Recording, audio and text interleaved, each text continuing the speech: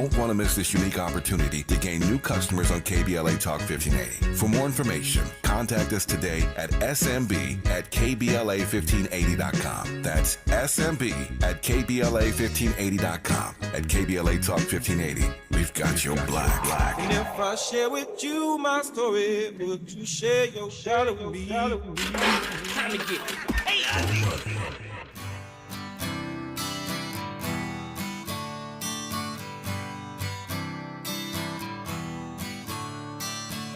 don't you know, we're talking about a revolution. It sounds like a whisper.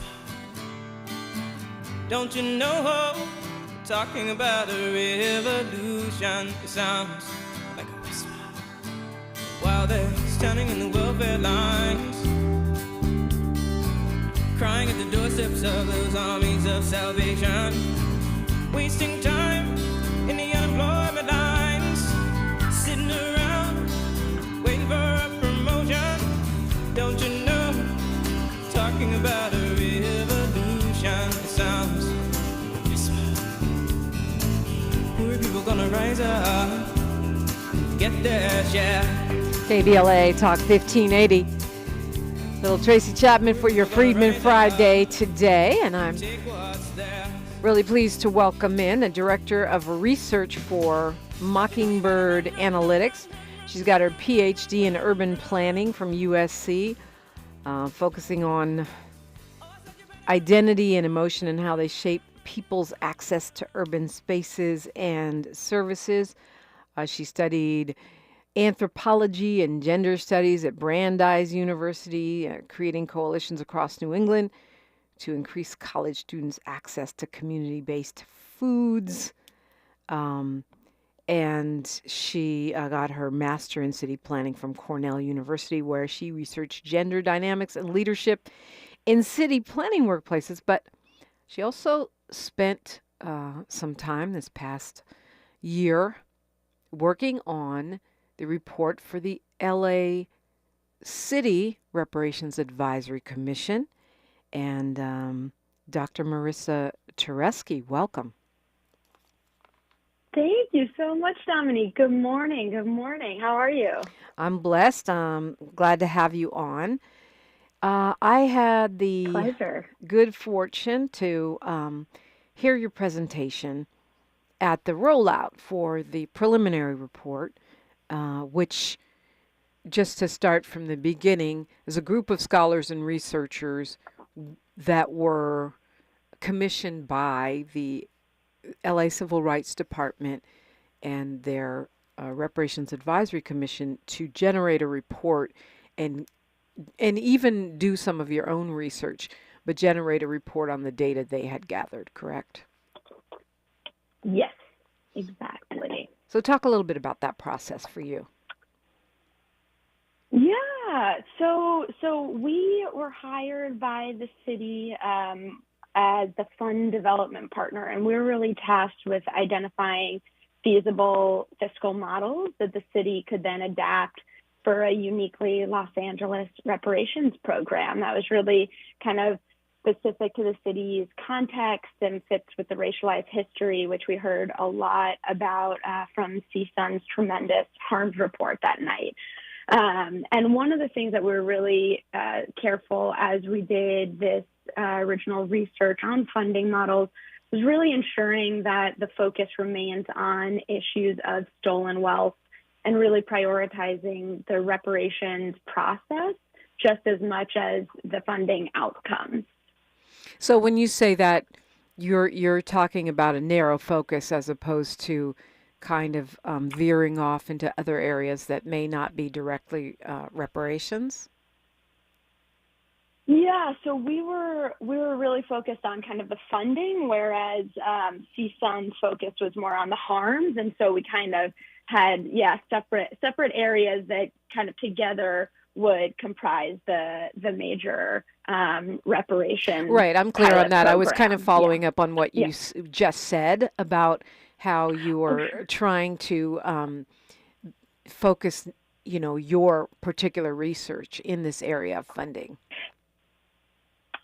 Yes. Can you phrase the question one more time for me? Sure. I mean, I think what you just said is that you were really careful in the way that you proceeded with this research on different funding models, to make Yeah. sure that you were staying within the reparatory justice space. And Ex- maybe I'm misquoting what you said, but that I was just trying to get no. clarification on that Yeah. meant. Exactly. Exactly. You got it. Okay, so this process included interviewing different folks, um, looking at models in other cities. Um, how did you gather information about models for how to fund? Because that seems like Yeah. really crucial. I mean, if we can't figure that out, then what we're doing is mostly symbolism. Yeah, yeah. So I really see kind of our role as exactly kind of the nuts and bolts of a reparations pilot program. And so the way that we did it is we worked with the city to develop some core research questions, and then as we did at the reparations event, we presented case studies, both historic and contemporary case studies that were specifically focused on kind of the benefits and critiques of models that are used to fund reparations programs. We looked at how those models have then been codified as policy initiatives or legislation. We wanted to understand, really dig deep into what kind of the challenges and controversies might be surrounding these possible funding models. And this is, it's really, as was said many times at the event, at the city's event, this is really a historic process. And so it's very new. And we looked at a couple historic case studies around Japanese American internment and Holocaust survivor reparations, as well as for Maine contemporary case studies as well, and then kind of sifted out some major forms of funding models based on those case studies, which we also conducted 18 key stakeholder interviews as well with reparations experts around the country to understand kind of some major forms of funding as well as disbursement models, and then kind of put that in the context of how does this then apply to the Los Angeles context? Right, because we're very unique. You said that We sure are. I'm looking at the Mockingbird report and a couple things that I at least want to quickly follow up before we get into the specifics of what you found about funding models. One of the things you said in this report, you use three main approaches to generate exploratory hypotheses. One is looking at how media outlets cover reparations. What did you find there?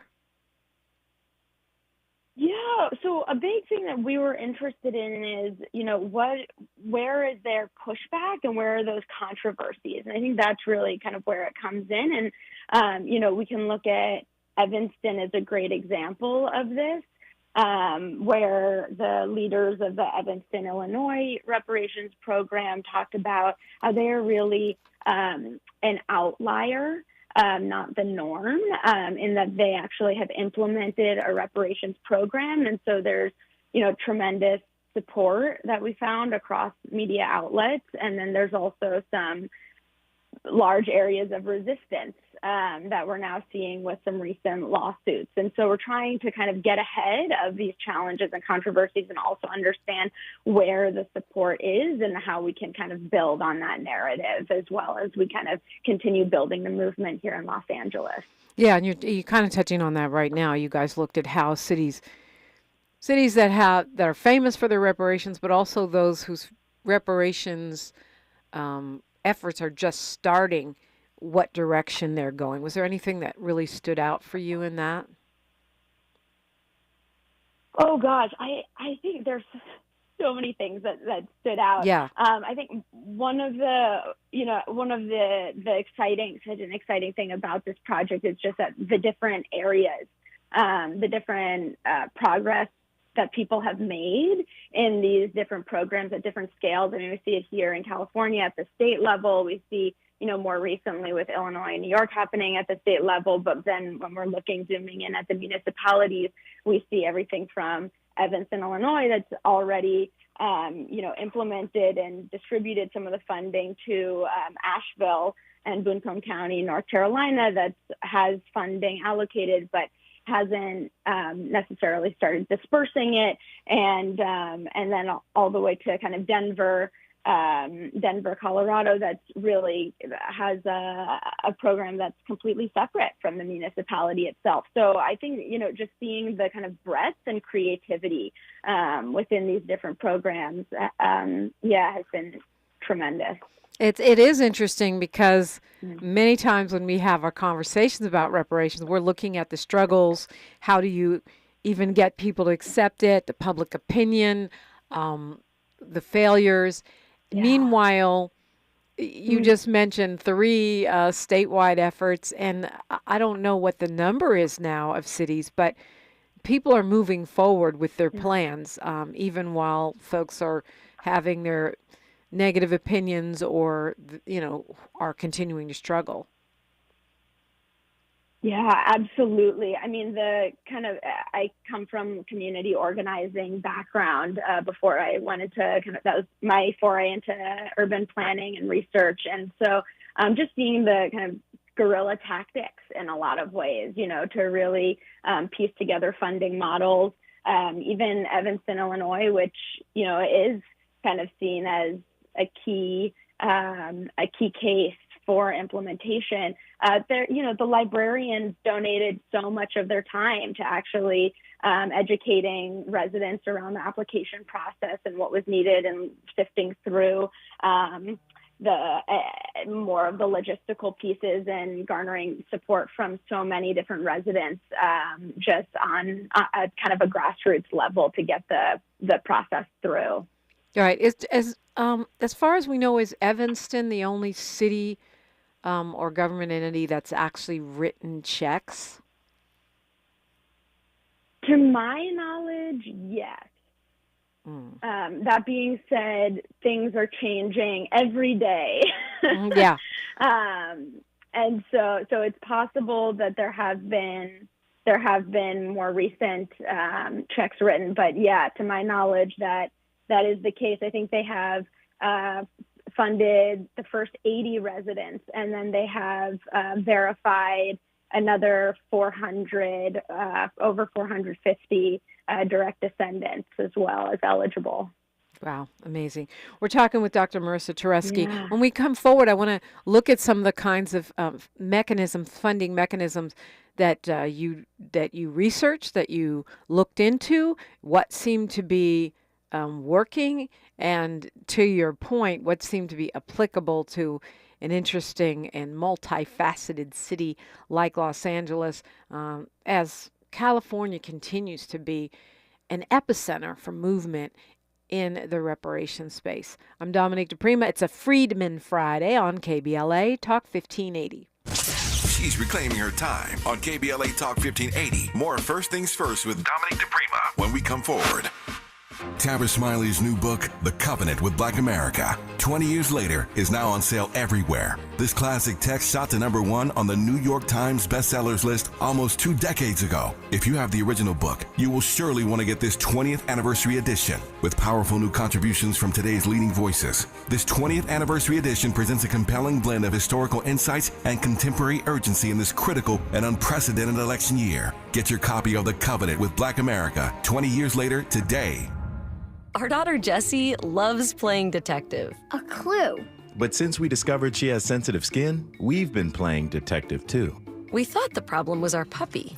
But it was actually our old detergent. Aha. So we switched to Tide Free and Gentle. Tide cleans better than the leading competitive free detergent, and it doesn't leave behind irritating residues. Plus, Tide Free and Gentle has no dyes or perfumes, so it's gentle on her skin. Case closed. If it's got to be clean, it's got to be Tide Free and Gentle. As a mom, comforting my family is what I do best. Vicks Vapor Stick provides soothing, non-medicated Vicks vapors in an easy-to-apply stick. And it dries fast, so there's no mess. I use it to comfort myself And my family. Thanks, Mom. Vicks VapoStick, soothing comfort for the whole family. And when you need more comfort for yourself, try Vicks Vapo Shower Max for steamy Vicks vapors. Use as directed. VapoStick for use ages 4 and up. Vapo Shower Max use for adults only. Our daughter Jessie loves playing detective. A clue. But since we discovered she has sensitive skin, we've been playing detective too. We thought the problem was our puppy. But it was actually our old detergent. Aha. So we switched to Tide Free and Gentle. Tide cleans better than the leading competitive free detergent, and it doesn't leave behind irritating residues. Plus, Tide Free and Gentle has no dyes or perfumes, so it's gentle on her skin. Case closed. If it's got to be clean, it's got to be Tide Free and Gentle. If you're living with dry age-related macular degeneration or dry AMD, you may be at risk for developing geographic atrophy or GA. GA can be unpredictable and progress rapidly, leading to irreversible vision loss. Now there's something you can do to slow it down and get it going slower. Izervay is proven to slow GA progression. Izervay gets GA going slower. Izervay or avacincaptad pagel is a prescription eye injection used to treat GA. Don't take it if you have an infection or active swelling in or around your eye. Izervay can cause eye infection, retinal detachment, or increased risk of wet AMD. Izervay may temporarily increase eye pressure. Your vision may be impaired after an eye injection or exam. Don't delay. Ask your doctor about Izervay today. Izervay gets GA going slower. Visit Izervay.com. That's IZERVAY.com. The conversation continues right now with Dominique DiPrima on First Things First. And we're talking with Dr. Marisa Turesky, part of the research team that worked with the LA Civil Rights Department's Reparations Advisory Commission to generate their preliminary report. And one of the things I really enjoyed about your presentation, Dr. Turesky, is that your organization, Mockingbird Analytics, really drilled down on this idea of funding models. And whether you believe in, reparations or not, most of us that are reparationists believe there has to be cash reparations. There has to be a moving of resources. And so why is it important to have a mechanism, whatever that might look like?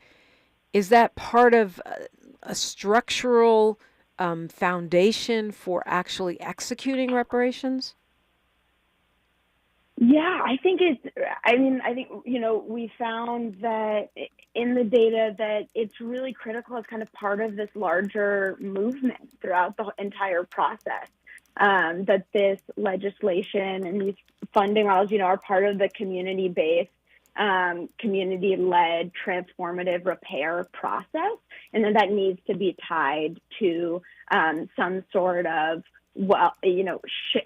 structural redistribution, right? And that funding is a key piece of that. Now, what that funding actually looks like and the form that it takes was one of the key questions that really comes out of this research. Of does it look like individual payments?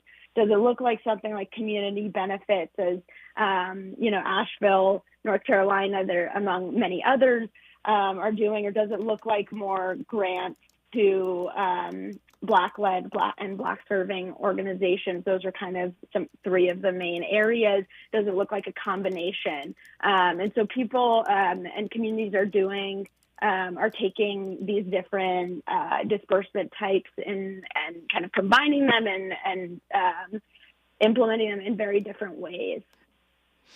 And did you find, you talked about specifics applicable to LA, but before we get to that, did you find some models seem to be more common and more successful?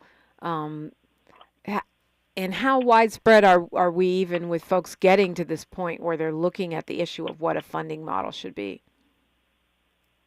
Yeah, I think the first and foremost, I want to caveat this and, due to the complexity of this entire process, there really wasn't specific consensus around how to fund a reparations pilot program, and certainly not specific for Los Angeles. And that's I think, both a little scary and really exciting that there is, no right way to do this. And folks are really developing the language as they go in the process. And so I think the big takeaway, though, is that whatever the next steps are, it needs to be community-led by Black Angelenos with a real focus on Black governance as central to reparations funding models, that needs to be kind of defined both in terms of what the harm is as well as the mode of repair by Black Angelenos themselves. So, okay. I'm not at all surprised that what you did not find was consensus. But let's talk about what you did find. What are some of the different kinds of things that folks are using, whether we have consensus or not?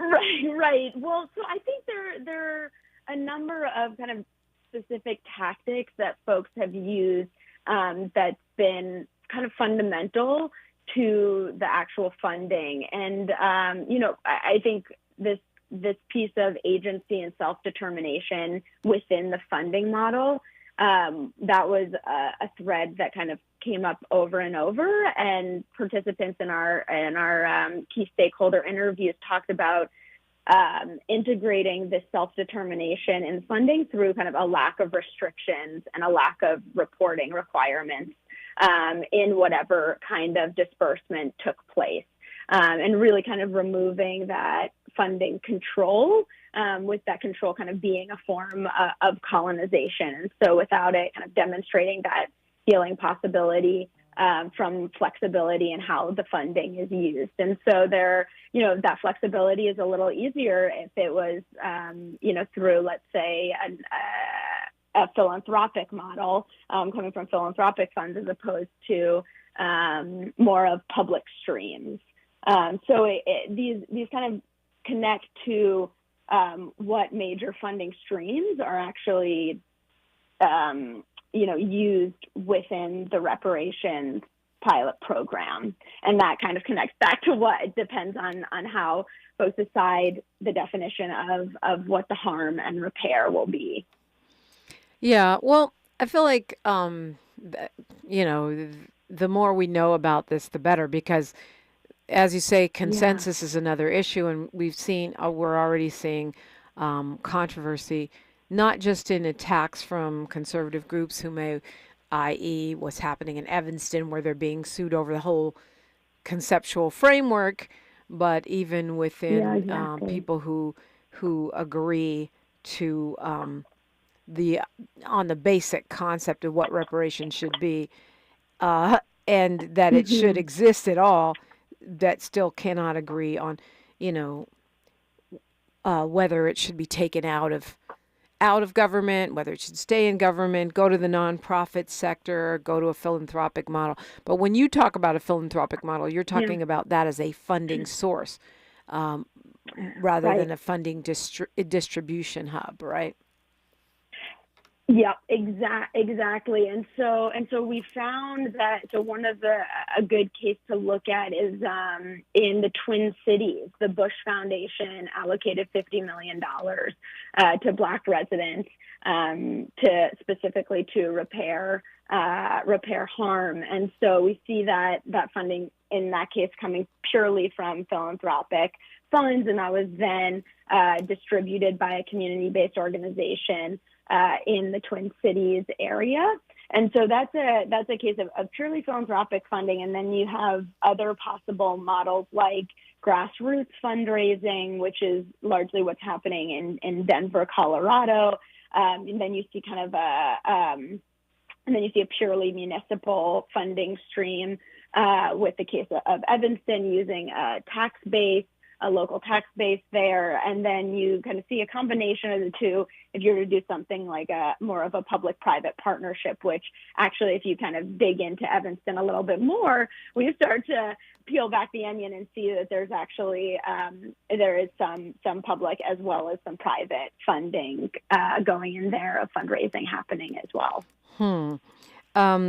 When you talk about, I'm not as familiar with the Twin Cities effort that you mentioned. That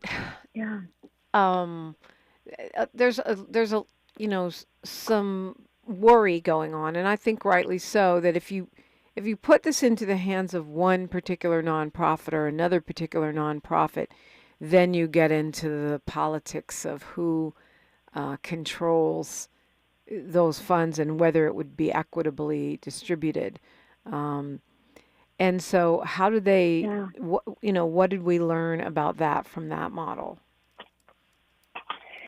Yeah, I think you bring up a great point. I think that really raises one of the key questions about which funding streams should be used. And so some folks, even within the philanthropic sector, we talked about it really needing to come from the city to be aligned with the law and kind of spirit of reparations itself, whereas other folks felt like, everyone has a debt to pay. And so if foundations, private funders are willing to allocate funds towards a reparations program, take the money. And so it really kind of depends, and it varies widely. All right. Our air quality in the studio right now is 8, which is great. It's 71 outside, which is actually not bad for LA. So if you want to take a morning walk or a run, today might be a great day to do it if you're in Los Angeles. This is part of something we have called IQ Air that's filtering our air quality so our minds can be clear and letting you know what it's like outside if you're in LA, where we broadcast from. That's brought to you by KBLA Talk 1580. A safe place to go loud. A great place for progressive politics. KBLA Talk 1580.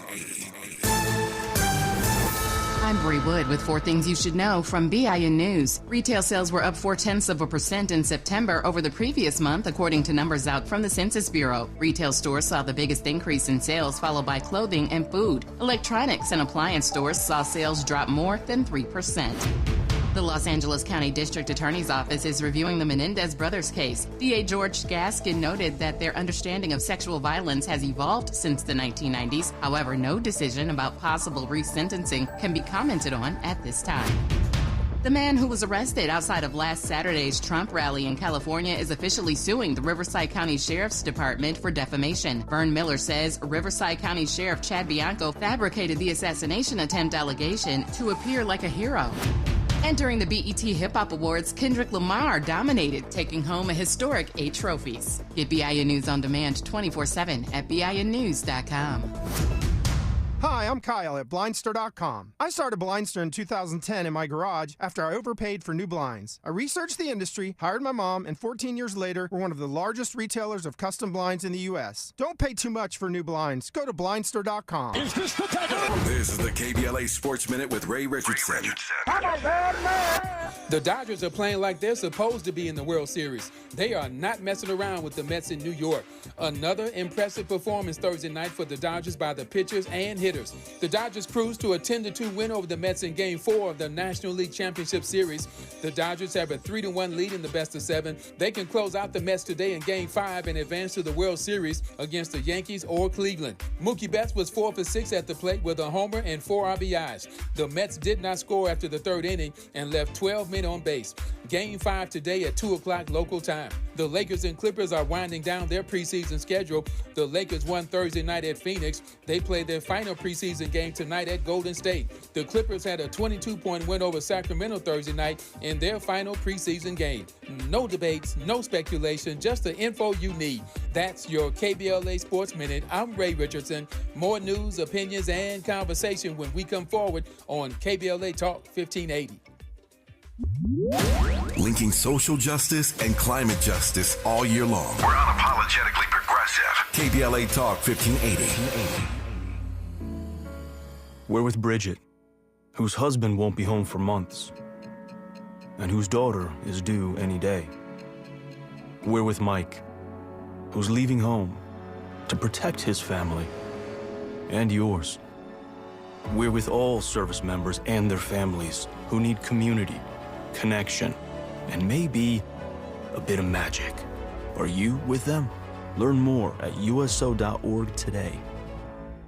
From the first day of kindergarten through the day they graduate high school, in California, 38% of students attend a public school that fails to meet minimum health standards. That's why we need Prop 2.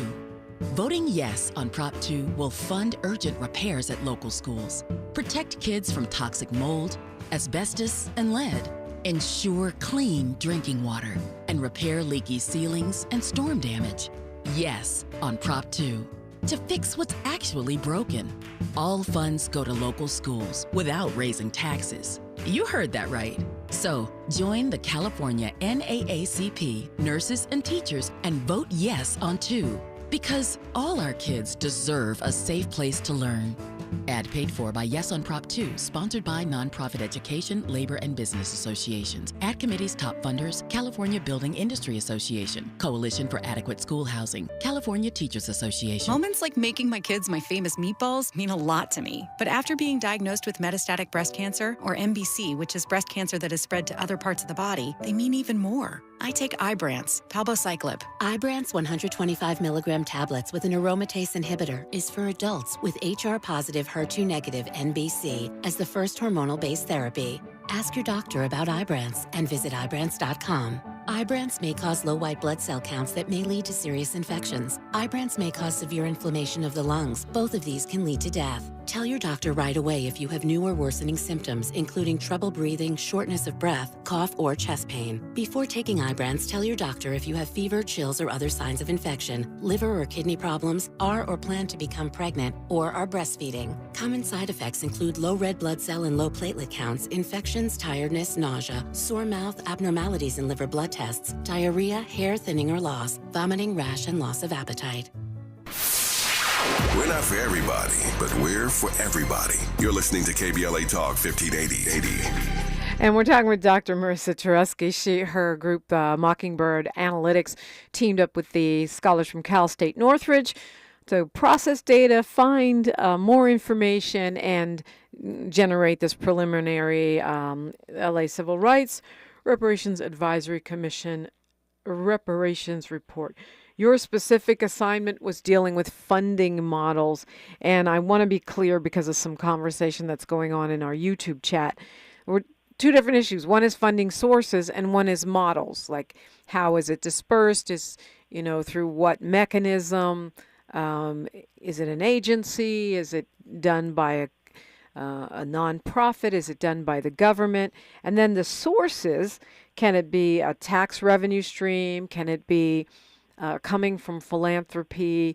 Could it be from private?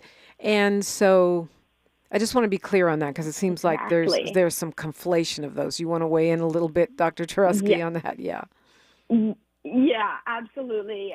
Dominique, you have it exactly right. So we kind of see it separate. I think you separated out really nicely of the actual funding streams, where the funding is coming from, and then the different ways in which that funding is distributed through what we would say disbursements, and how the city chooses to kind of logistically align that. And so those are, two separate areas, both very connected, and both kind of rooted in possible legislation that the city would need to take.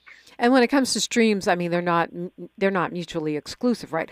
I myself have said, okay, exactly. Private funders, we're starting to see some educational institutions stepping up and saying, okay, well, we sold this many people, so we're going to do repair to their direct descendants. So it could be educational, it could be private industry, city, state, federal, county. Those are not, they don't cancel each other out, right? Just because of absolutely a foundation decides to give money, they can look at their own history and see if they, if they sold any people, any humans, but they can also just say, we want to help, and that's fine. And none of these are mutually exclusive. Like one doesn't cancel out the other, right? Exactly. Yeah, we can kind of have a framework of abundance here. I like that framing. Abundance. Everybody owes, and some folks may want to pitch in, even if they aren't. We can't specifically draw a line. I think. Go ahead.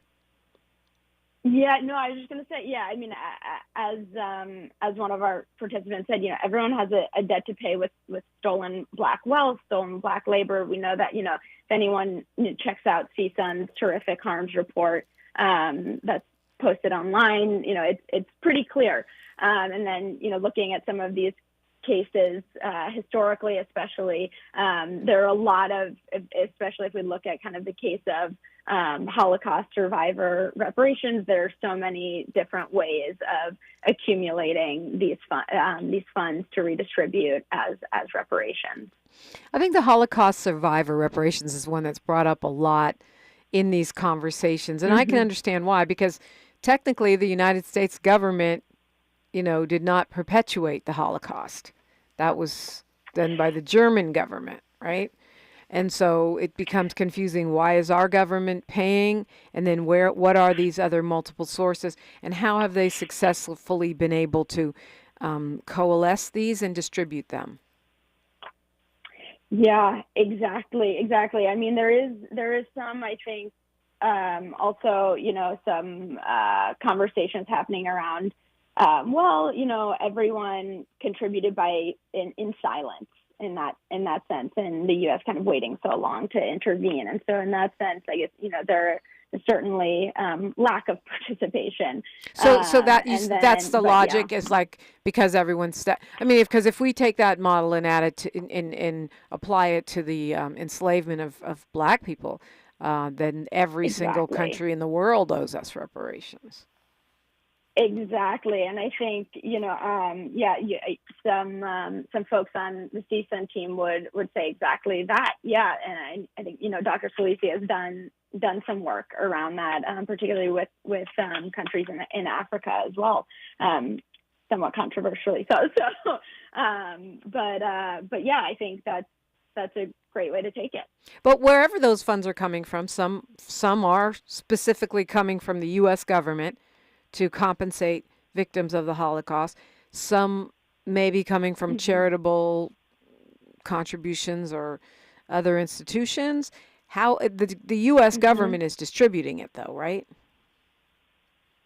So in some of the cases, some of the distribution, the fiscal administrator would say kind of that, what we call like that intermediary agency, which is kind of part of our research, as well as looking at kind of who the intermediary agency would be to kind of house the funds and then redistribute it. And that could be within the city, as it was with Japanese internment. It was through the federal government. They had the Office of Redress Administration, as opposed to actually with the, in the case of Holocaust reparations and in the case of Evanston, as well as a separate philanthropic organization. In the case of Holocaust reparations, it's called the Claims Conference. And so that's actually, it's a German foundation. And so funds usually pass through there to then be reallocated from there. So they go from the U.S. government to the Claims Conference to the individuals.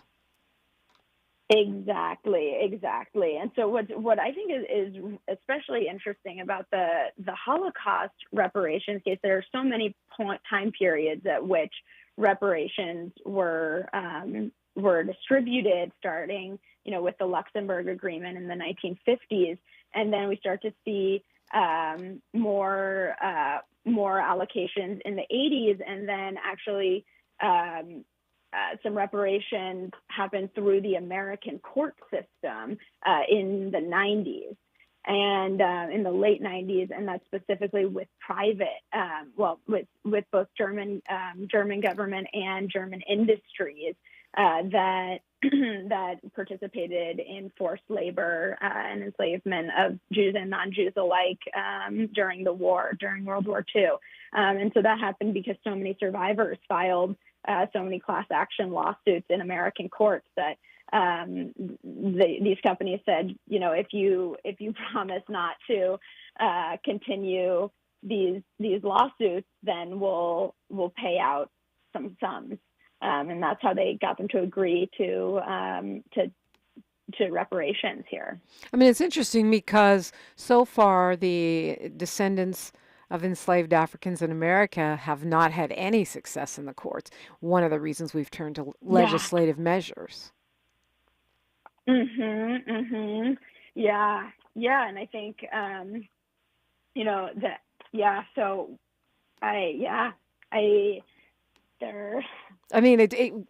when you talk about repair, that's one of the reasons the courts are part of what needs to be repaired in this country. In my non-expert but long history of watching this opinion, absolutely. On the other side, when we continue, Dr. Marisa Turesky, there was a great article in the Washington Post actually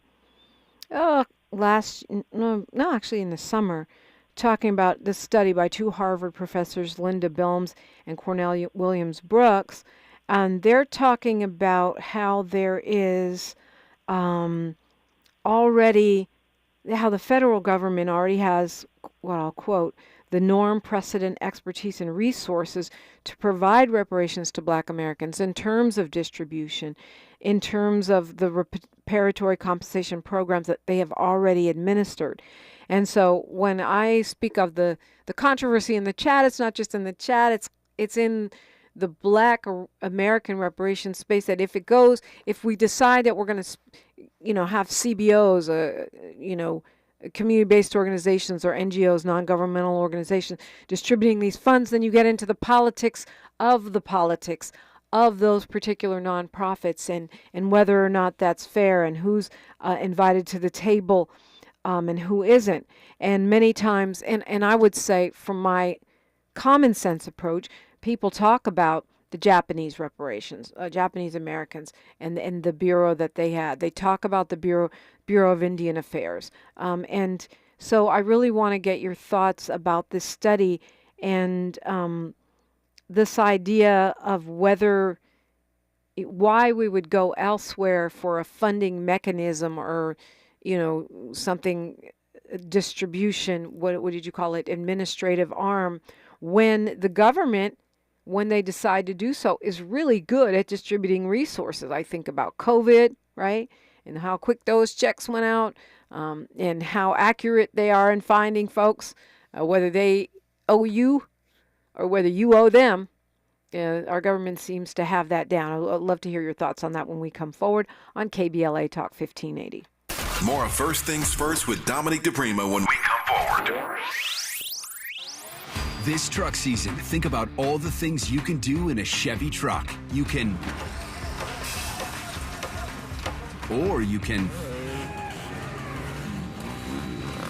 even just... With impressive towing, incredible bed and tailgate functionality, and multiple powertrains, Chevy Silverado, the first ever Silverado EV, Colorado and Tahoe have what you need to get things done. When you want to do it all, Chevy's got you. It's Chevy truck season. Get 0% financing on all 2024 Silverado 1500 pickups when you finance with GM Financial.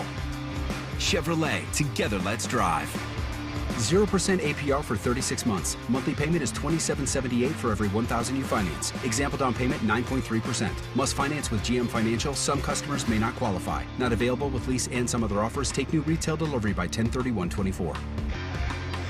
Hey, LA, it's time to step up and be a climate change hero. Go Metro and help us shape a better future for all Angelinos. From enhancing our diverse communities to preserving our planet, Metro is dedicated to making a positive impact with every ride. Start your journey at metro.net. KBLA Talk 1580. We've got a lot to talk about. KBLA Talk 1580 reminds you that we keep us safe. The Live Your Life organization mentors young women, helping them break negative mindsets and see beyond their surroundings. Through career exposure and hands-on training, they're encouraged to think big, stay focused, and make positive choices. Founded by Nikisha Mama Boo Smith, who transformed her life to become a community leader. Live Your Life is changing lives, but they need your help. They're raising funds to keep their new building open and expand their programs. Your donations will support food, clothes, hygiene products, and holiday giveaways. Visit liveyourlife32.com. That's LIVEYOLIFE32.com to help today. This is a community call to action from KBLA Talk 1580.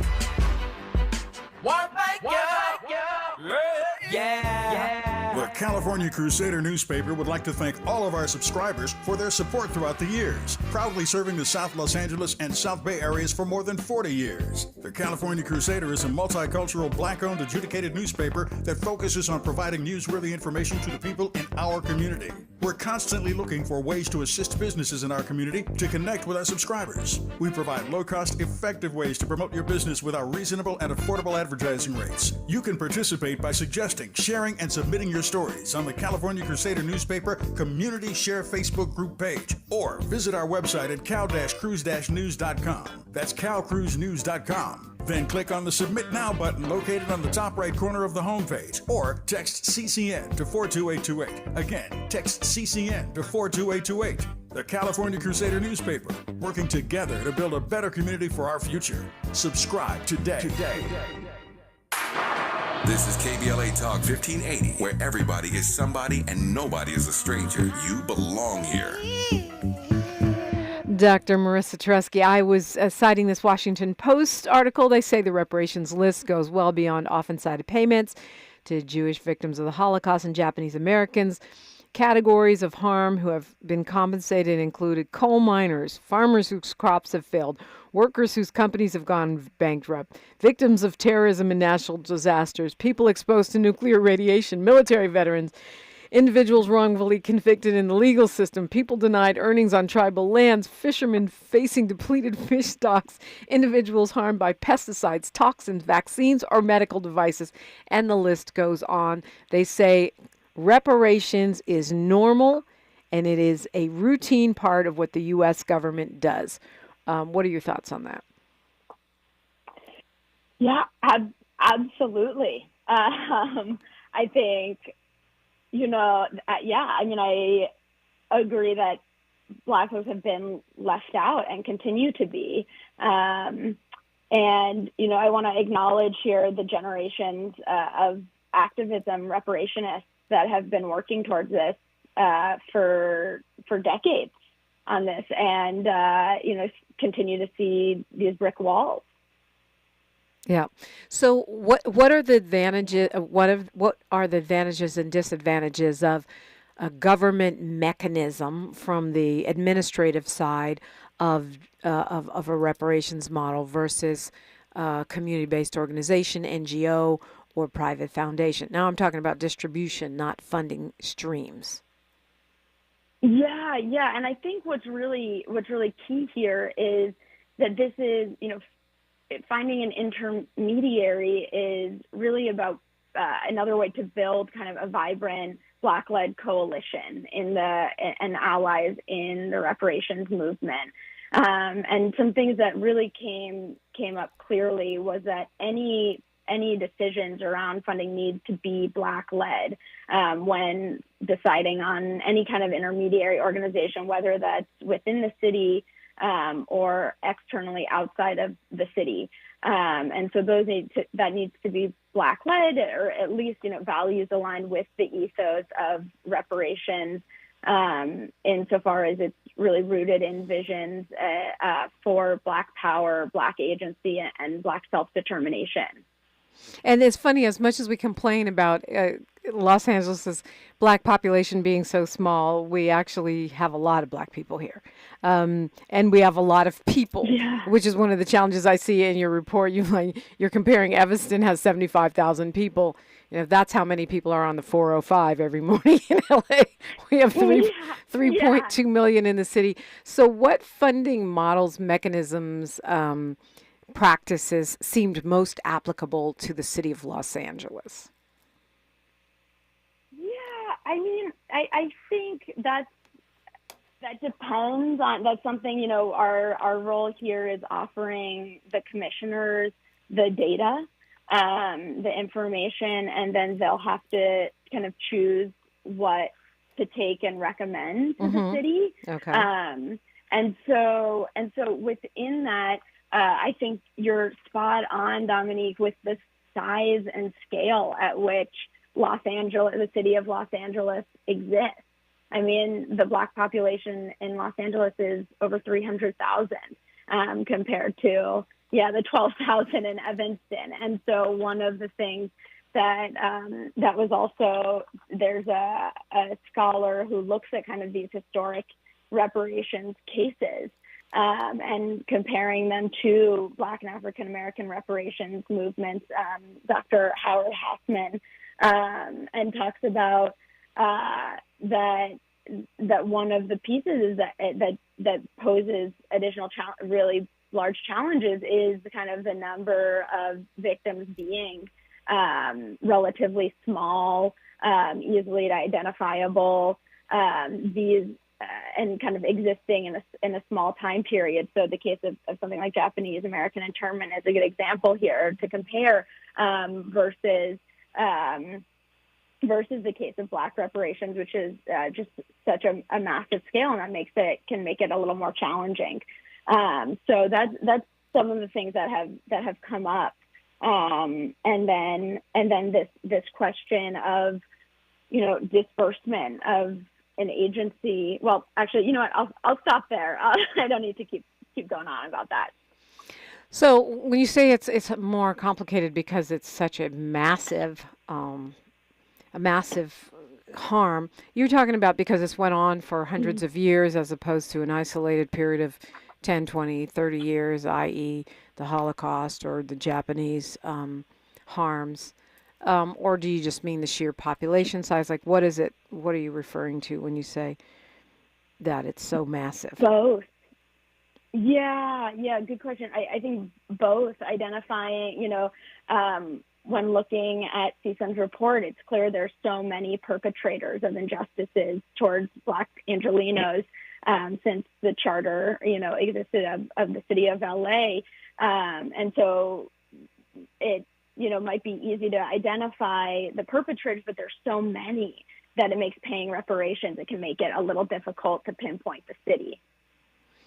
Right. And, people want to know, when am I going to get my check and how much? And a lot of people are tired of hearing, well, reparations is more than just a check. I think we all know that. I mean, to really repair on all the fronts that the California Reparations Task Force laid out, that scholars have laid out over the years. But when you talk about Los Angeles specifically, and what I'm hearing you say is that we laid out all these different models. Now it's in the hands of the Civil Rights Department, the Reparations Advisory Commission, and ultimately the LA City Council to answer those questions. Exactly, that it has to come from the residents of any reparations pilot program really needs to be community led, and there have been a lot of there's been so much incredible community based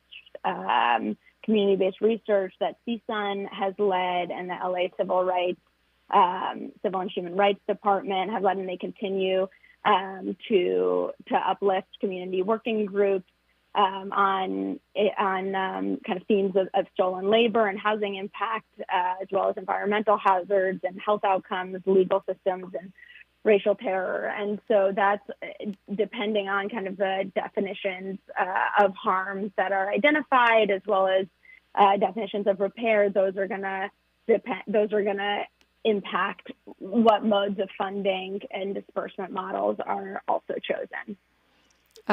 For activists, we have a lot of people that listen and watch this show specifically on Freedmen Fridays that are really dedicated to moving the issue forward when it comes to funding mechanisms and funding sources, both. But specifically, I'm interested in mechanisms because that is part of where we are on a statewide level here in California is shoring that up. What ought we be tracking, reading, doing, in your opinion, when it comes to this specific area of research? Oh, that's a good question, Dominique. I think, as you said, there's so many different ways that repair is happening across the board, and I think continuing to talk about reparations is a critical piece here. I think keeping tabs on these movements, these tremendous movements that are happening across the country, to see, especially when it comes to funding streams, of what kind of creativity is happening around if folks are using tax stream revenues. Is something like what happened in Evanston, where it's they used recreational cannabis sales tax revenue, and then it dried up quite quickly. And so seeing the case that then they had to pivot and add a real estate transfer tax to continue allocating funds, right? And so kind of looking at what's working well, what's not working well, and kind of keeping tabs that way. In the news outlets, they're covering it a lot. And then there's so much work happening on the city level. I think that's one of the really incredible parts of these reparations programs coming from the city, is that, as Chair Dewana Little, I think, said on your show, so many movements happen in silence, and that these are coming from the city. Now all these reports and meeting minutes are publicly available, so people can see what's working, what are some issues in the different places, and consider how that might affect folks in LA around whether it's coalition building Black autonomy and self-determination into the process, and building capacity. Well, Dr. Marisa Turesky, thank you so much for being with us today. I appreciate the conversation. The Mockingbird Analytics report, National Reparations Funding Landscape Report, is available on the civilandhumanrights.lacity.gov site. And thank you once again. Thanks, Dominique.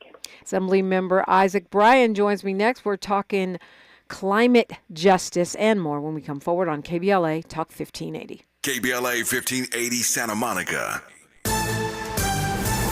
I'm Bree Wood with 4 things you should know from BIN News. Retail sales were up 0.4% in September over the previous month, according to numbers out from the Census Bureau. Retail stores saw the biggest increase in sales, followed by clothing and food. Electronics and appliance stores saw sales drop more than 3%.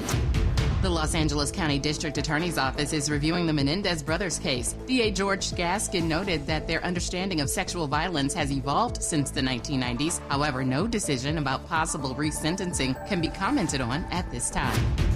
The man who was arrested outside of last Saturday's Trump rally in California is officially suing the Riverside County Sheriff's Department for defamation. Vern Miller says Riverside County Sheriff Chad Bianco fabricated the assassination attempt allegation to appear like a hero. And during the BET Hip Hop Awards, Kendrick Lamar dominated, taking home a historic 8 trophies. Get BIN News on demand 24/7 at BINnews.com.